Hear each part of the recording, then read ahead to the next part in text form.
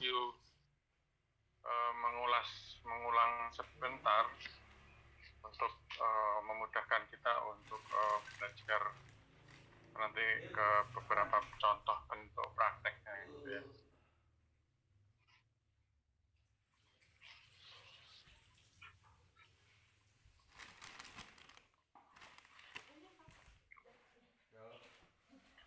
Ya, saya mengingatkan kaitan dengan original konsep, dulu Bobat itu merupakan konsep untuk treatment, untuk pengobatan gitu ya.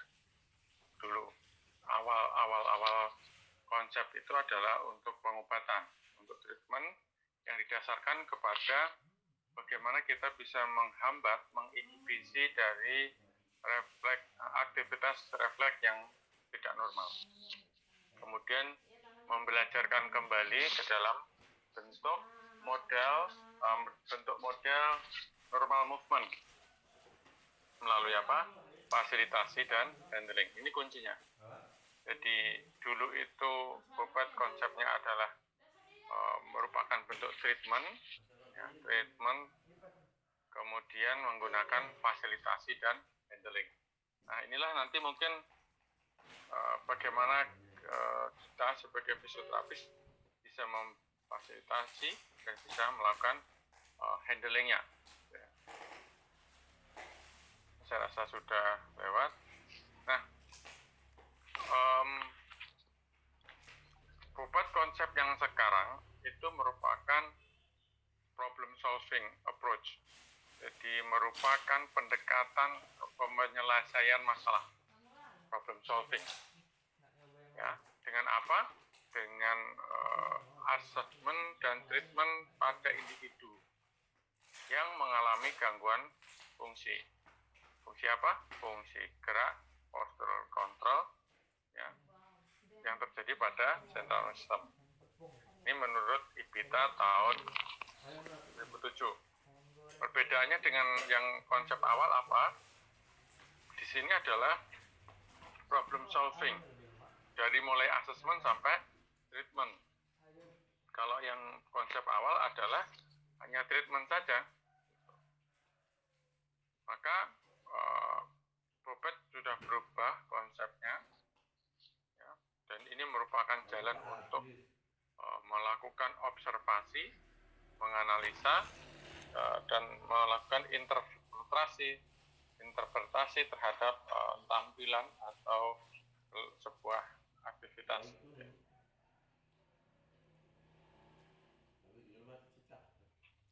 Nah, dalam perkembangannya ini Bobat konsep yang sekarang dikembangkan itu merupakan sesuatu yang inklusif. Kamu tahu nggak kenapa bulan bolong-bolong? Bukan tempat-tempatan kalau lagi ngapain.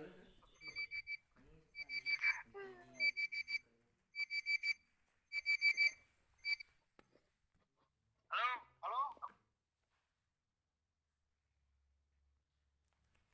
Baik, saya lanjutkan. Iklan.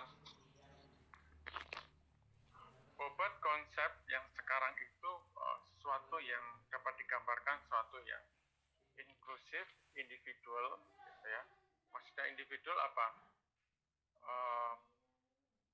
Walaupun misalnya diagnosanya sama-sama stroke perdarahan, sama-sama perusakan hemisferium kiri, tetapi problemnya akan berbeda-beda. Pendekatannya akan berbeda-beda, kemudian penanganannya tentu saja akan berbeda-beda. Nah, Bobat konsep ini juga merupakan problem solving, kemudian yang nantinya lebih banyak menyoroti mengenai ke motor kontrol, sehingga siapa yang menguasai konsep Bobat ini nanti dalam perkembangannya tidak hanya digunakan untuk kasus-kasus neuro, tapi dalam perkembangannya bisa digunakan untuk kasus-kasus penanganan kasus-kasus muskulo. Ya. Kemudian dengan menggunakan analisa, movement analysis, kemudian motor recovery ini menjadi bagian yang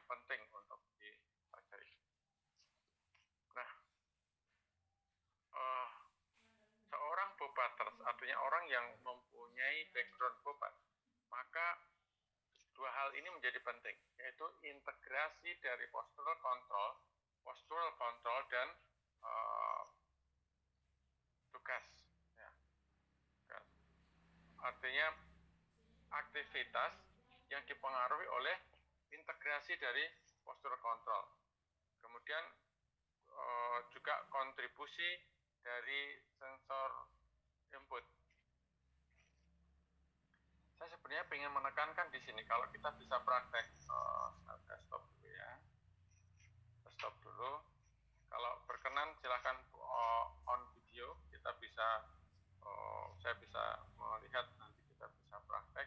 Ada yang duduk di kursi, prakteknya ini sedang kuliahnya duduk di kursi dengan kaki yang terjuntai, ada nggak? Lesehan, Pak. Oh, lesehan ya. Saya agak. Yuk, yang dari 132 orang ini, ada yang tidak di meja, belajarnya di meja, terus kemudian sedang duduk di meja gitu, di kursi maksud saya? Nggak ada?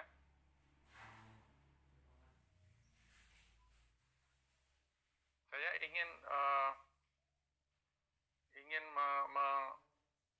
menginternalisasi, mempraktekkan ini, bahwa bobot konsep itu perspektif integral, keutuhan postural control itu penting. Keutuhan postural control itu penting. Di mana ini sangat dipengaruhi oleh input sensoris. Oke. Sebelum saya masuk ke teknik ini.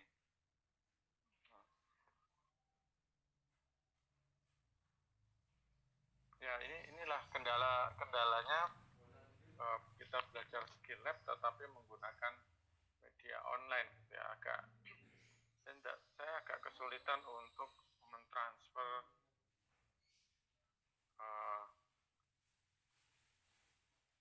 pengalaman. Sebenarnya kalau ini kita bisa praktek itu, Anda akan mengeksplor input sensoris masing-masing gitu ya, tubuhnya masing-masing gitu ya.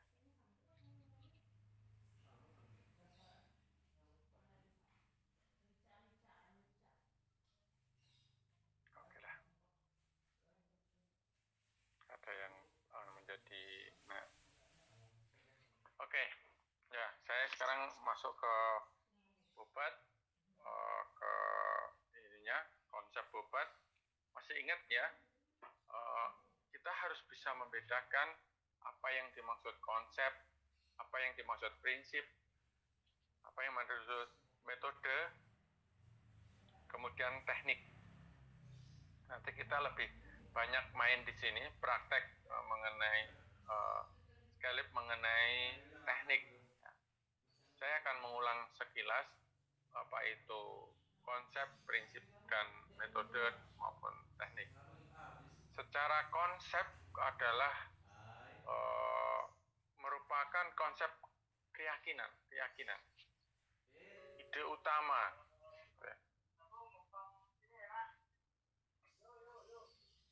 Maka konsep dari bobot itu isinya adalah 3 hal ini.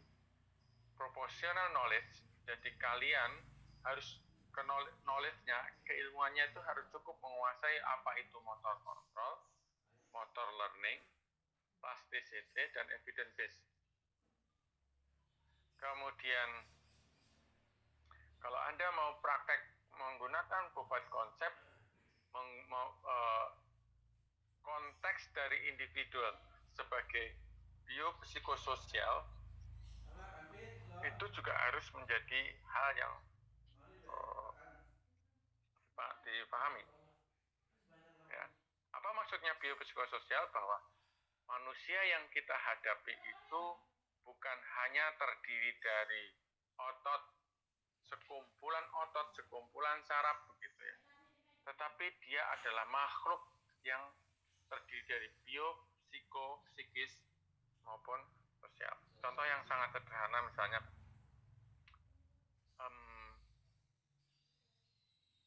pernah ya kita itu visit, misalkan ini ada pasien datang post stroke, dia adalah pejabat dan di rumahnya pembantunya banyak gitu ya.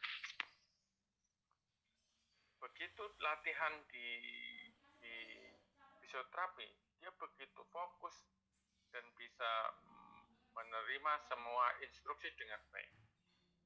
Latihan jongkok berdiri, latihan berbaring ke duduk, kemudian duduk ke berdiri berjalan, itu bisa dilakukan.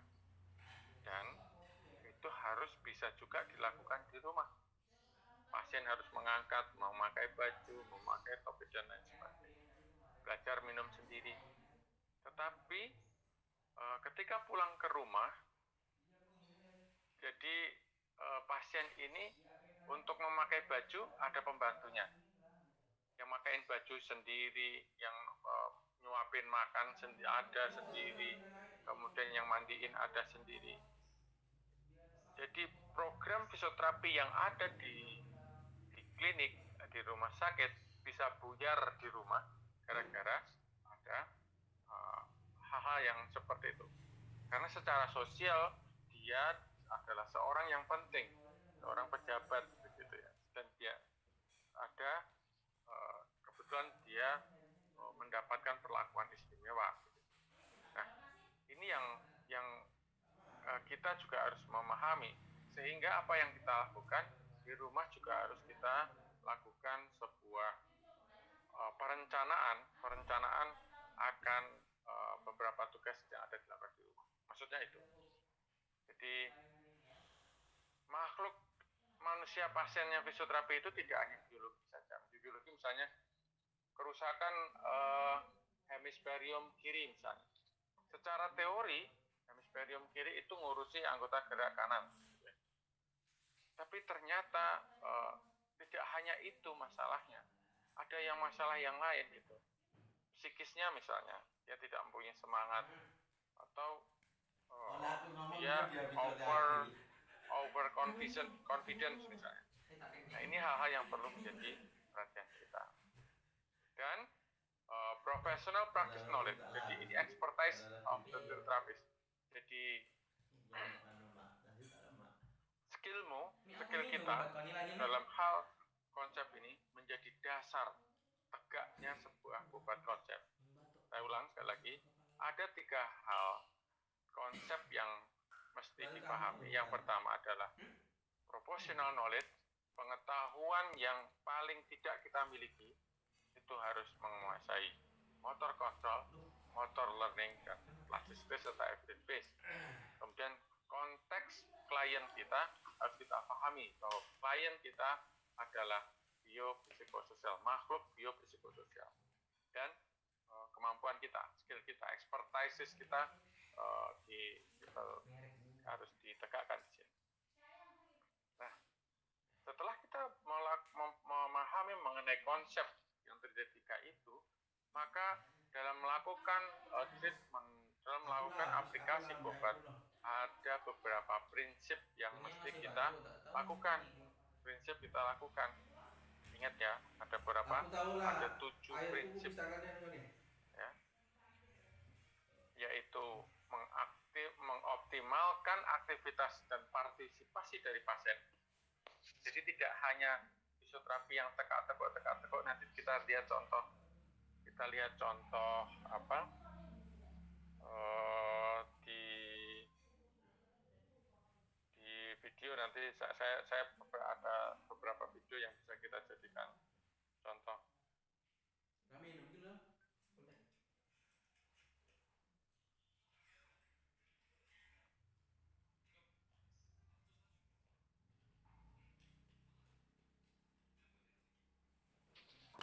Oke, maaf. Kemudian problem solving. Jadi setelah diaktifkan, kemudian kita memberikan problem solving, menyelesaikan permasalahan. Kemudian interaktif, jadi dialog 2 arah,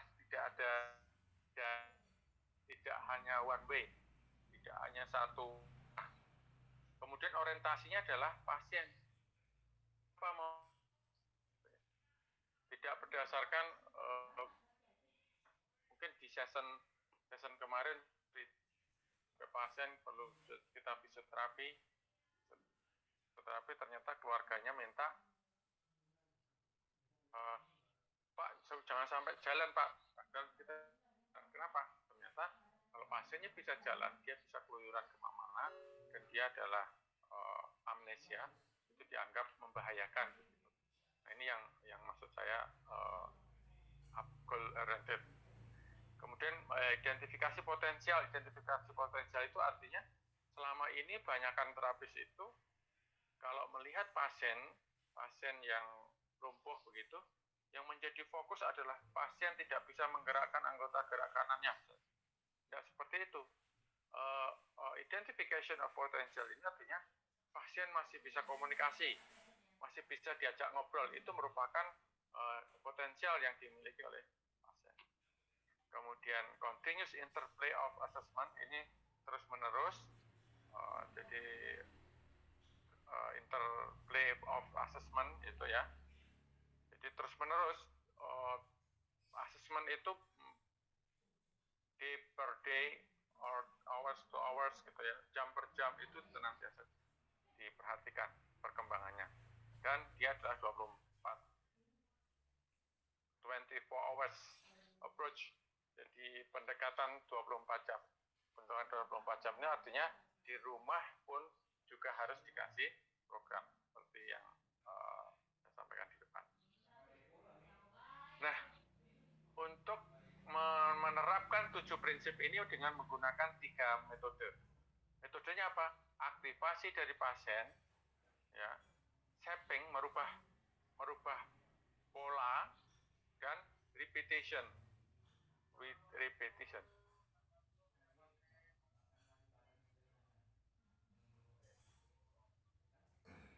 Activation of pasien ini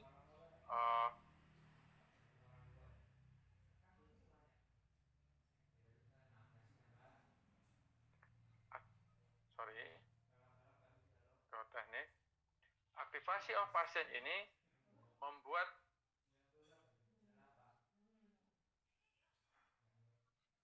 mohon maaf, saya ada gangguan sedikit. Kita off sebentar. Istirahat sebentar ya, ada sebentar. Mohon maaf, siap ada ini.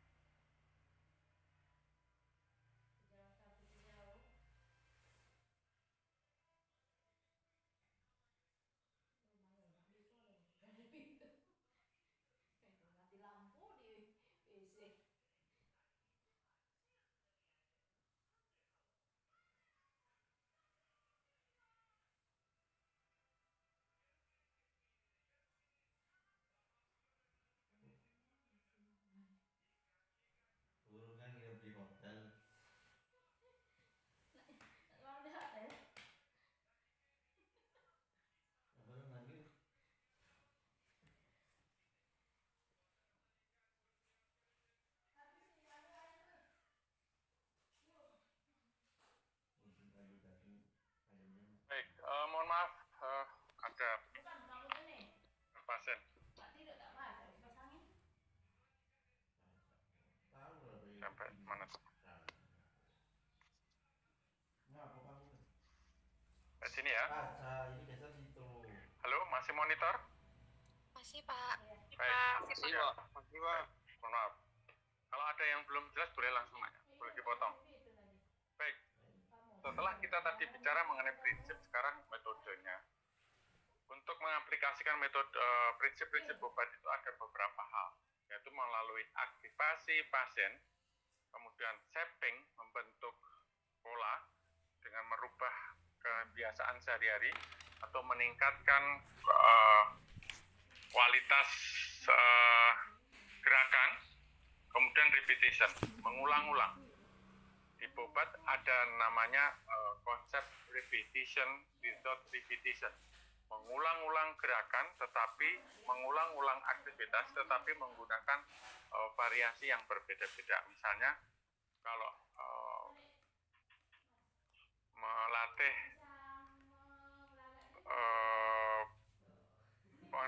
peningkatan kekuatan otot bicep misalnya, yang kelihatan sederhana. Bicep itu kan fungsinya untuk fleksi elbow. Nah, latihannya bagaimana bisa menggunakan dumbbell gitu ya. Tapi tidak demikian dumbbell terus. Bisa jadi dia menggunakan terapen, bisa disuruh megang kepala dengan disuruh bawa beban dan lain sebagainya. Jadi itu repetition with variation. Teknik. Nah, hari ini kita akan lebih banyak praktek di sini. Teknik yang digunakan dalam konsep Bobat itu ada teknik communication, berbicara, komunikasi, baik komunikasi itu ada verbal dan non-verbal. Verbal itu contohnya apa? Angkat. Ya. Dan communication ini sangat penting untuk pasien-pasien kita. Ya. Bagaimana Anda menunjukkan komunikasi baik secara verbal maupun non-verbal. Sekali lagi kalau kita bisa offline, bisa ketemu, itu akan lebih mudah dipahami. Saya akan mencontohkan instruksi verbal dan non-verbal direct kepada kalian semuanya. Misalnya, coba secara verbal itu kita meminta pasien untuk mengangkat lengan, angkat misalnya. Kekuatan verbal ini sangat berpengaruh terhadap pada pasien. Jadi intonasi, kemudian tekanan bicara itu begitu penting dalam konsep obat. Misalnya Anda pengen minta pasien mengangkat, yuk angkat ya Pak. Berbeda dengan angkat. Misalnya. Jadi ada penekanan penggunaan verbal. Kalau non verbal apa? Misalnya saya ketika pasien memperhatikan saya terus dia melakukan aktivitas, saya cuma geleng-geleng kepala. Itu menandakan bukan begitu. Atau kadang-kadang saya bilang no, bukan begitu. Nah itu ada beberapa contoh. Ya. Jadi kalau ada saya bisa menghandle langsung, bisa kita contohkan. Karena ini tidak satu kesatuan ya. Facilitation, hands on, hand off. Hand off ini maksudnya pada titik tertentu kita megang pasien ya. Pasien, kemudian pada saat tertentu juga kita lepas. Pada saat kita lepas itu sesungguhnya kita sedang memfasilitasi gitu ya. Misalnya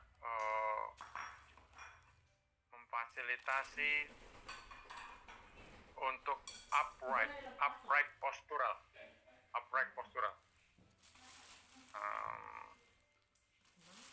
Ada nggak yang sekarang ikut kuliah ada di sampingnya ada orang atau Atau yang kuliahnya berdua? Tidak Pak, sendiri. Ada apa? Pak sendiri. Saya pengen mencontohkan bagaimana facilitation pada orang. Jadi kita nggak ngomong, misalnya ketika saya pengen membuat pasien itu untuk tolong tegak dong gitu. Kalau tolong tegak, ayo tegak, itu kan menggunakan verbal communication. Tapi kalau facilitation, saya dengan melakukan sentuhan pada bagian tertentu, misalnya pada torak 11-12, tanpa bicara apa-apa, pasien atau siapapun yang saya fasilitasi, dia akan menjadi tegak badannya. Ya, itu. Kemudian whole body commitment. Fasilitasi ini tidak hanya, misalnya ketika saya ingin menyuruh pasien itu tegak, pada pasien yang lumpuh begitu, menyuruh pasien tegak, itu tidak hanya perhatikan di trangnya saja, tapi juga harus memperhatikan bagaimana pelvisnya, bagaimana knee-nya, bagaimana ankle-nya, sebagai whole body commitment, sebagai komitmen keseluruhan tubuh. Ya. Kemudian fasilitasi yang berikutnya adalah handling, pegangan. Mana kira-kira tengahnya? Saya bisa on kamera. Saya pengen melihat tangan kalian seperti ini. Oke. Pegang tangan satunya, tangan kirinya. Tangan kirinya dipegang oleh tangan kanan. Coba. Ya. Rasakan kalian memegang seperti ini. Ya.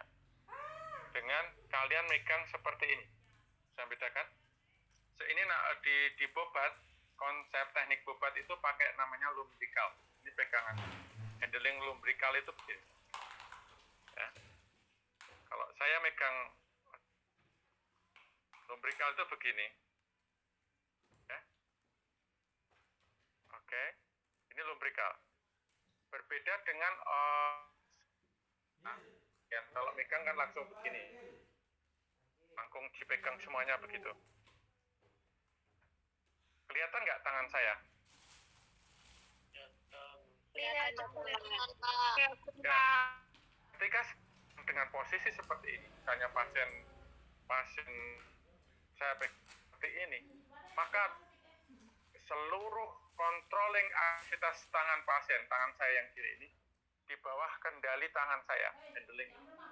Saya mau buat dia supinasi, pronasi, atau fleksi, ekstensi, ini on controlling tangan saya. Tapi kalau saya bilang begini, megangnya begini, ini input sensoris yang ada di tubuh pasien. Saya ini sebenarnya mau disuruh kemana? Fleksi. Kok ini ada bagian sisi ekstensi yang distimulasi?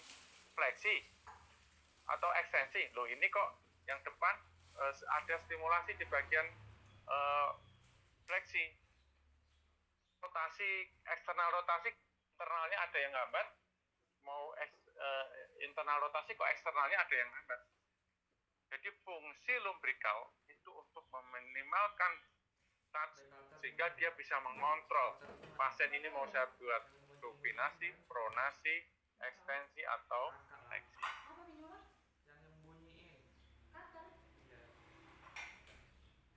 Baik, saya teruskan. Kemudian tugasnya itu didefinisikan. Apa? Kerjaan. Misalnya pasien tidak bisa duduk sendiri. Jelas, dia dari berbaring mau latihan duduk. Gitu ya. Kemudian yang kedua adalah mengatur lingkungan. Mengatur lingkungan itu artinya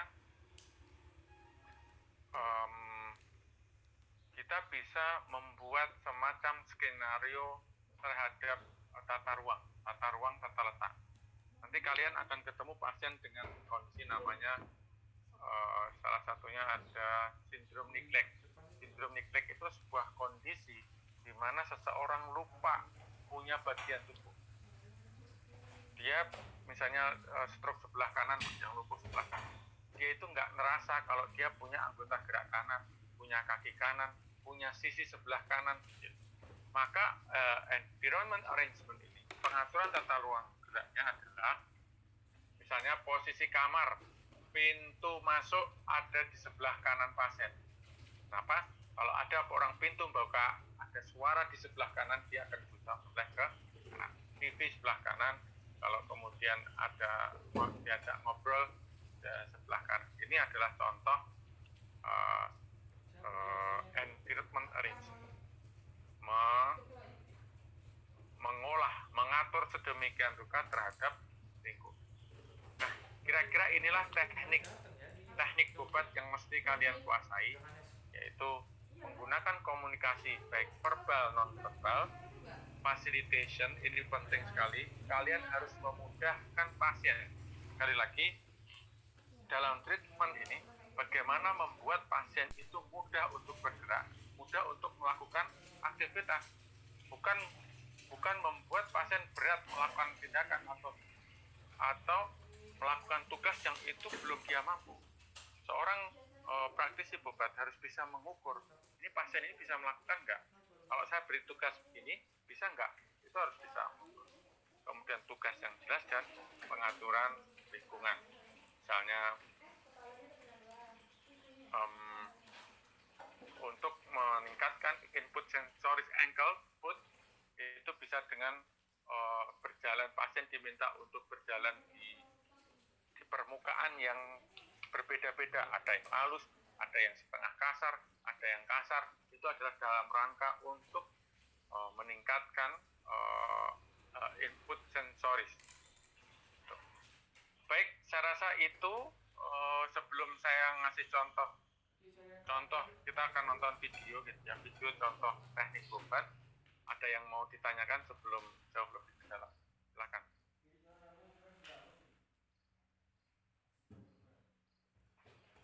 Nggak ada?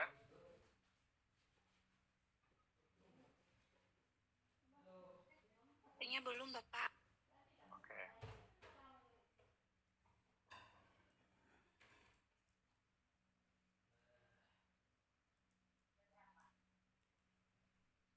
Bentar, saya siapkan.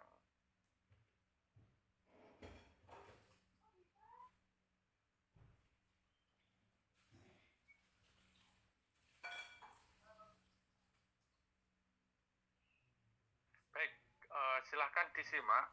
Nanti kita diskusikan setelah videonya selesai.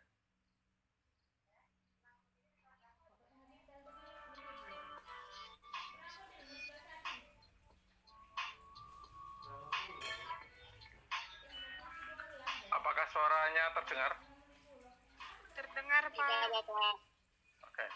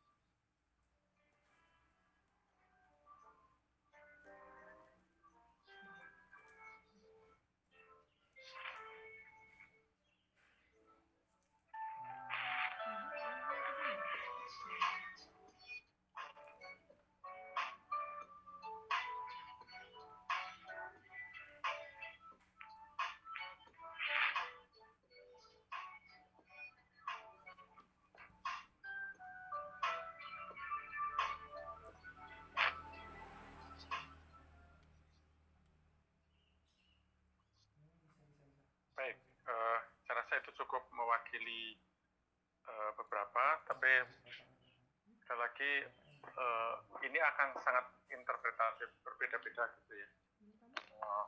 Saya khawatir ada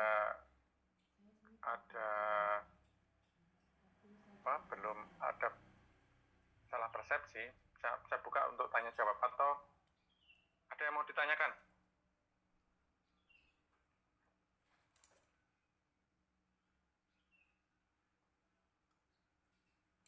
Dari gambar tersebut, dari video tersebut. Halo?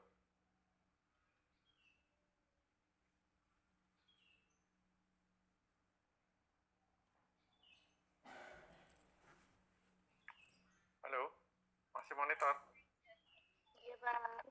Terima kasih, Bapak. Bapak. Masih, Pak. Masih, Pak.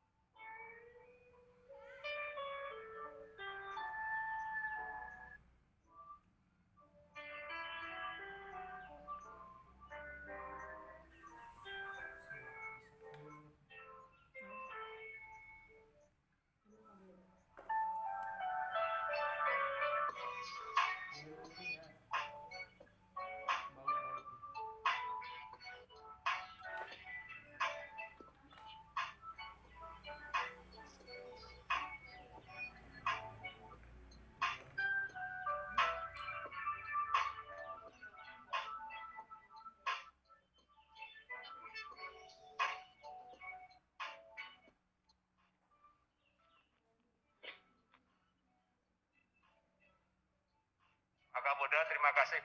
Dan ini Kudus gimana? Kudus hari ini untuk angka aktif turun menjadi 1.785. Dari puncak berapa? Sebelumnya puncaknya 2.480. Kemudian bornya sudah turun 84%. Oke. Kami hari ini bergeser ke Jepara dengan melakukan metode yang sama dengan pelaksanaan Kudus, Pak. Oke.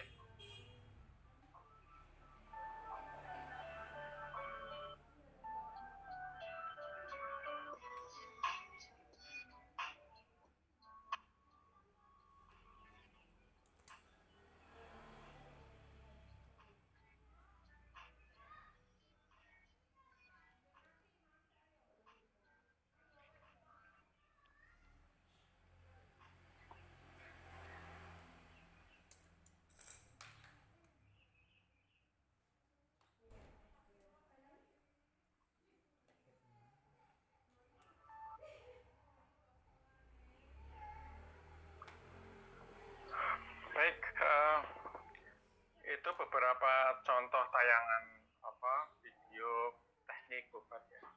Silakan kita diskusi biar jalan dua arah.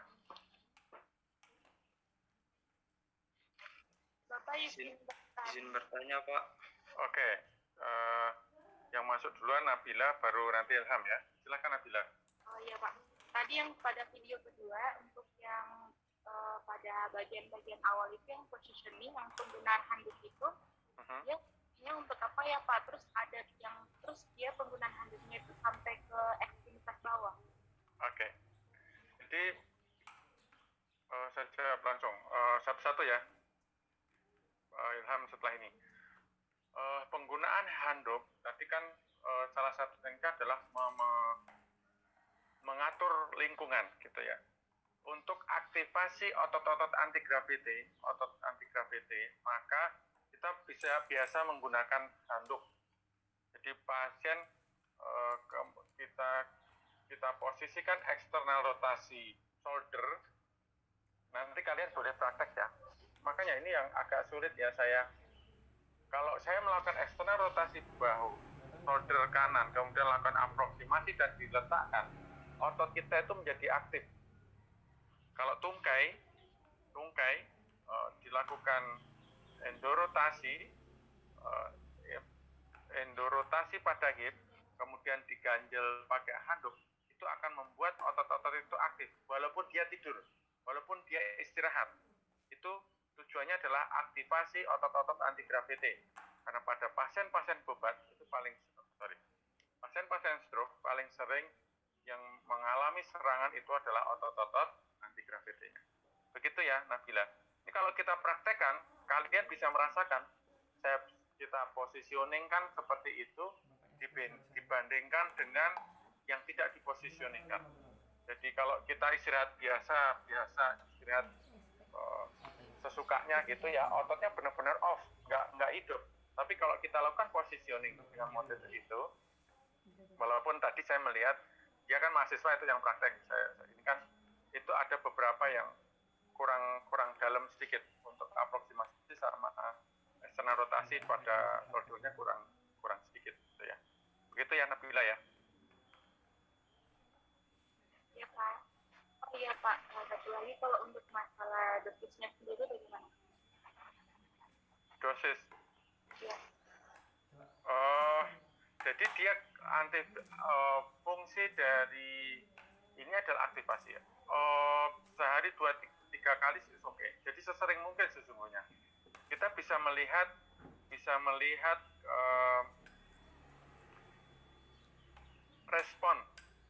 respon dari pasien. Jadi tetap saja diperlukan istirahat untuk membuat pasien rest. Ya, begitu ya, Nabila. Iya Pak. Oke, Ilham silakan. Baik Pak, tadi yang di video kedua tadi kan saat pasien sedang melakukan fleksi shoulder, itu pasien sambil menggenggam kedua tangan. Nah itu fungsinya untuk apa Pak? Dan semisalnya kalau seandainya pasien belum bisa gerakan aktif, nah kira-kira posisi handling kita bagaimana Pak? Oke, dua ya, saya ini kan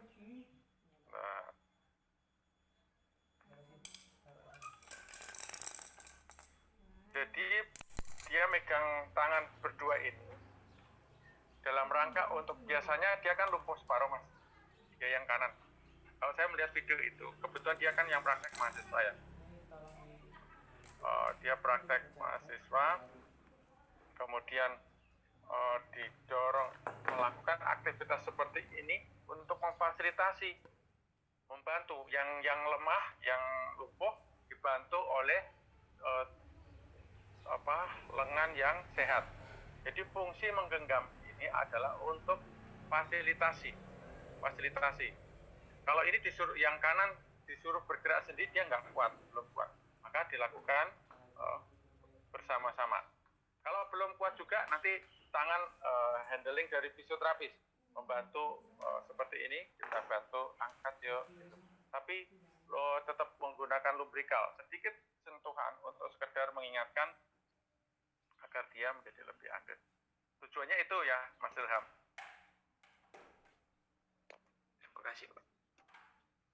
Oke, ada lagi?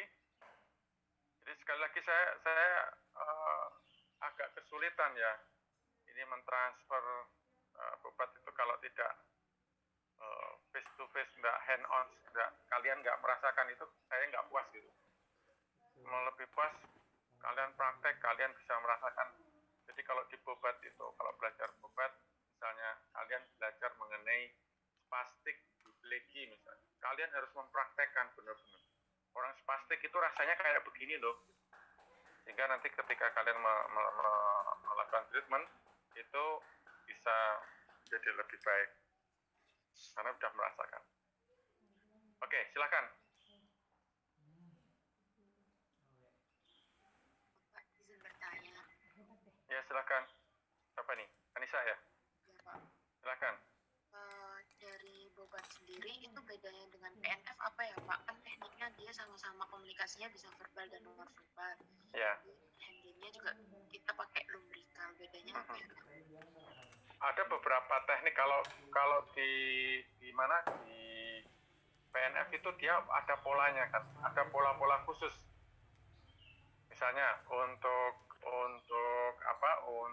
lengan ada pola fleksi, eksternal rotasi, fleksi, ADD, adduksi, eksternal rotasi, kemudian ekstensi, internal rotasi, abduksi. Ada pola-pola gerakan yang, tapi setelah saya sedikit belajar ya, saya kalau PNF mungkin tidak terlalu mendalam ya.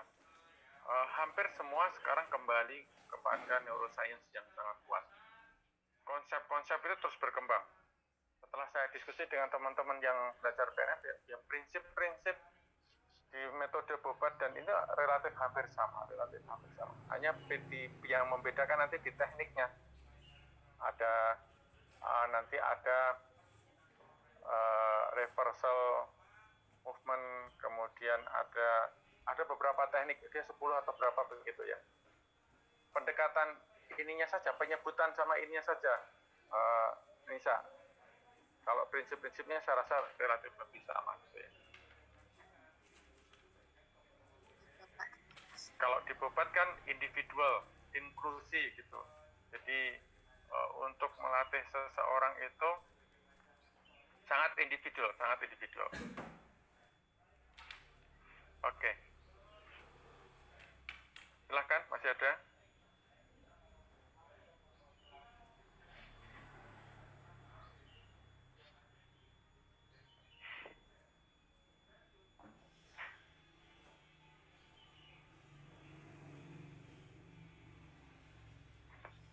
Kemarin saya sudah sangat senang mau ada offline, mau ada pertemuan tatap muka.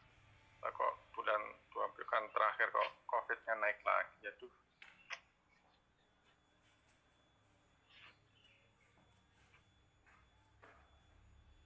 Silakan, ada lagi?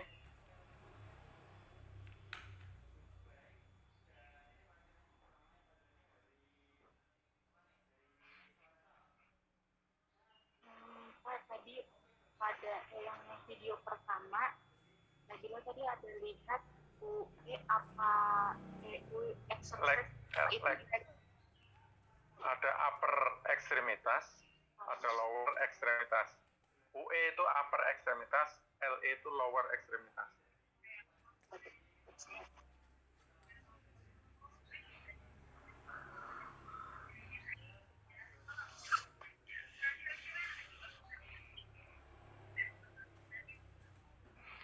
Ada lagi? Memang harus praktek sebenarnya tuh.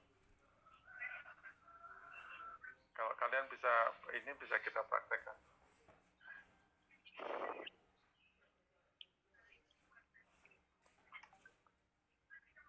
Silakan, masih ada?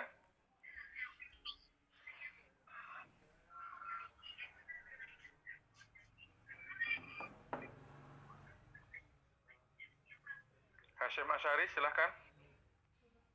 Ada pertanyaan? Belum, Pak. Oh, oke. Karena on voice di sini. Silakan, Iya. masih.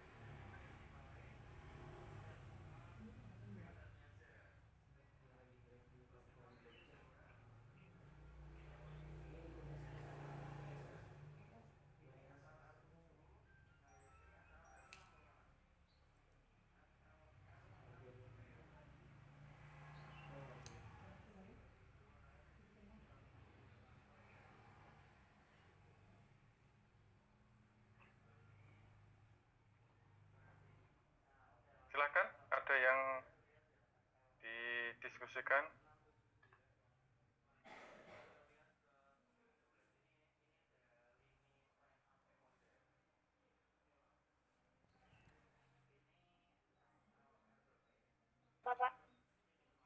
Ya, silakan Dita. Tadi kan di video yang pertama itu Pak, untuk yang walking atau apa itu posisinya itu dia supine terus ininya itu difleksikan terus dia pakai sepatu Pak. Itu fungsi sepatunya itu buat apa ya Pak? Buat pada saat pakai sepatu gitu Pak. Bentar. Di yang pertama. Video pertama Bapak. Posisinya supine. Posisinya prone Bapak, posisinya prone. Oh, yang itu. Jadi dia sebenarnya untuk penguatan otot-otot di hamstringnya ya. Mungkin karena dia lupa melepas sepatu. Tapi sebenarnya sepatu itu juga bisa sebagai beban untuk menambah penguatan.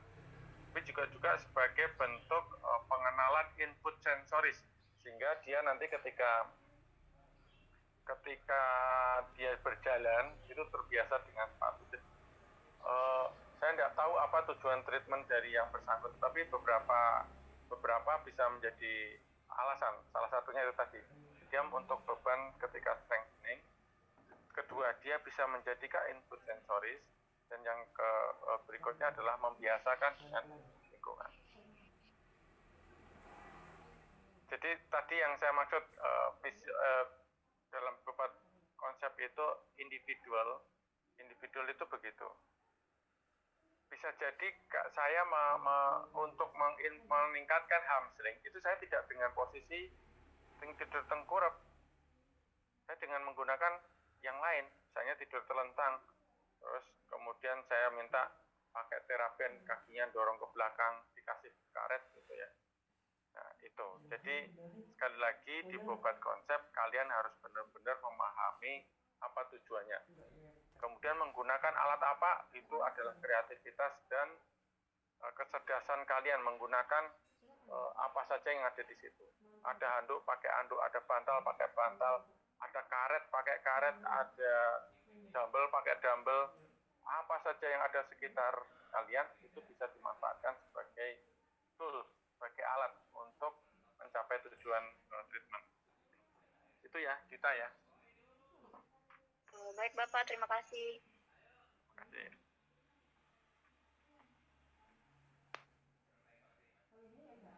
Masih ada?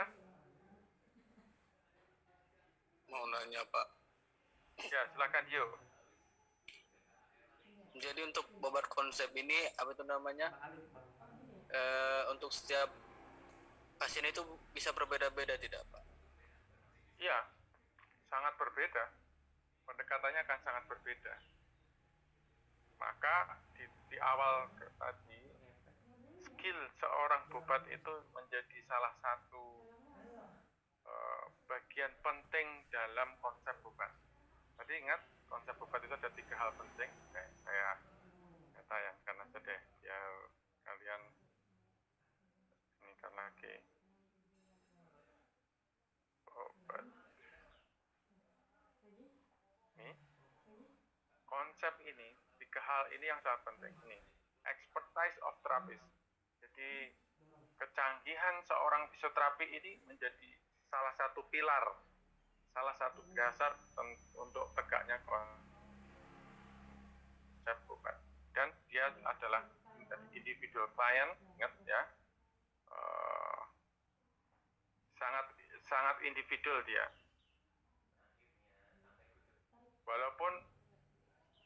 Walaupun dia itu orangnya satu ya, sama-sama kita pengen meningkatkan kekuatan hamstring. Latihan jam sekarang dengan latihan 2-3 jam yang akan datang bisa jadi akan berbeda tekniknya. Itu pula kenapa dalam bobot tadi disebut repetition with variation, mengulang-ulang dengan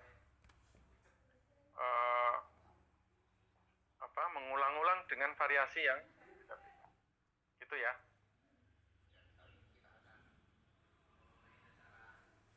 Yo, begitu ya. Ada yang Oke Pak. monggo, ada lagi.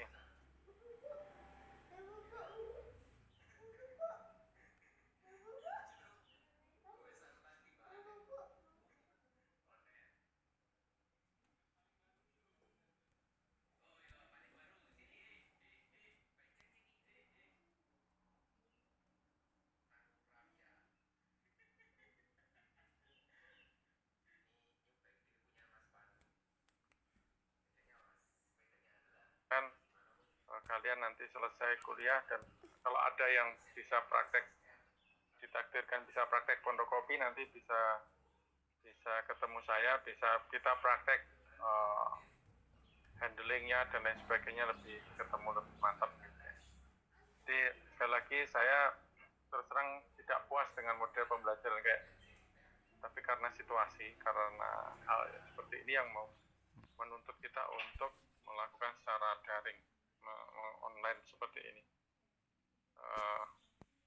Karena fisioterapi itu bukan ilmu hafalan saja, dia itu harus hands on, dia itu harus benar-benar megang kepada pasien, dan kalian harus melatih dari sekarang sensibilitas tanganmu itu harus bisa bicara dengan anggota tubuh yang lain, orang lain, harus bisa.